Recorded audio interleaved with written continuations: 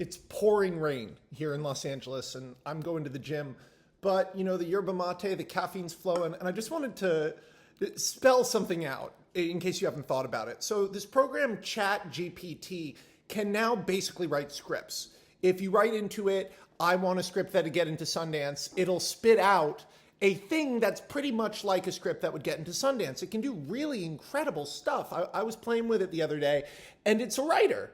It's a writer. You can, with the rate AI is going, within 2 years, this thing will be able to create full scripts, except for around the same time, it'll probably be folded into a program that can create full movies, using likenesses of actors who are famous, creating new actors who are more attractive and more talented than a real actor could ever be. Stuff like that, you know?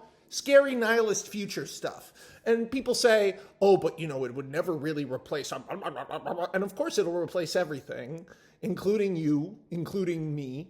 But the thing that really hit me as a guy who's worked in the film industry for 14 years is every screenwriter who has been around town and taken meetings at studios and production companies knows that a lot of executives, film executives, the people who are in charge of greenlighting movies in big time Hollywood, a lot of them, to some degree, consider themselves creative. Not all of them, and some of them really are creative, but a lot of them are just people who were never really interested in film in the first place, who are here because of either personal connections, business degrees, stuff like that, or marketing backgrounds. They're all different. It's like a Suicide Squad of different types of people.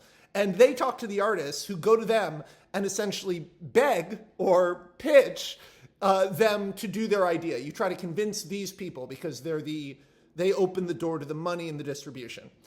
Every screenwriter who has taken these meetings has had an executive pitch them the stuff they want to work on. And a lot of these are like very half-formed.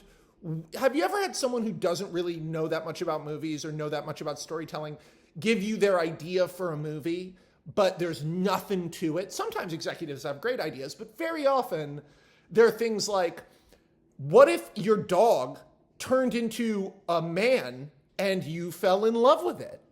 And you go, okay. And it's like a rom-com about this woman and her dog. And it's like, okay, but so like at the end, does she fuck the dog? And the executive is like, I don't know. And you go, oh. And they go, what happens? And your job is to essentially be the AI. And that's called getting an assignment. And there's all sorts of different assignments you can get. But some really big movies have come from ideas like that.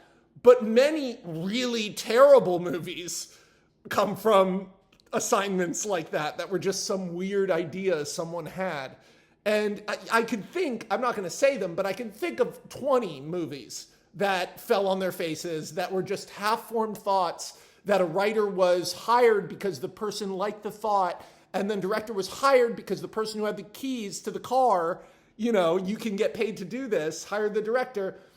And I just realized, like, those people will now be able to type that thought into a computer. And for like 5 years before any of this is democratized or spread out and there becomes like a YouTube for AI movies and cinema dies, before that happens, we are going to have a crop of idiot movies.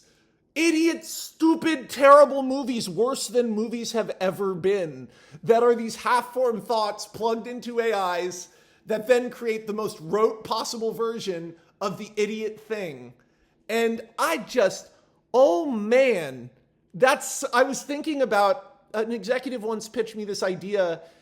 He was like, my daughter told me she had this idea for a movie of what if all the little kids became the grown-ups for the day and all the grown-ups became little kids for the day.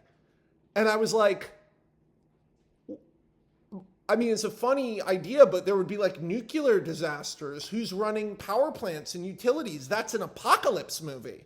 That's a funny idea for a big apocalypse comedy. And he was like, no. none of that. It's a family movie. And you know it's tough to be a kid, it's tough to be an adult. And I said, well, why don't you just do it like Freaky Friday and the mom and dad become kids and the 3 kids become grown-ups? And I started pitching him the way you always do. And I was like, and one of the kids is really responsible, but now that they're a grown-up, you get to see their character do whatever they want. And one of the kids is really reckless and irresponsible, but now that they're a grown-up, they need to take care of their parents. And then the 3rd kid, blah, blah, blah, blah, blah. And I was just pitching him like off the top of my head, trying to make this idea work. And he was like, I think it should be all adults and all kids. That's what makes it cool. Because, you know, like you go to like the restaurant and all the waiters are kids. And I was like, right, but why would how did the kid adults wouldn't go to work at the restaurant if they woke up as kids, right? They would be like, I'm a kid. And every single person on earth would be living their own different journey of this movie. And he was like, movies don't have to make sense like that. And I always remember, that was relatively early in my career, but I always remember that. Because I know if I had just gone, yeah, I'll write that, and then written some insane, probably could have gotten that job, but now there won't be anyone competing for that job, and that movie will just exist. Ah!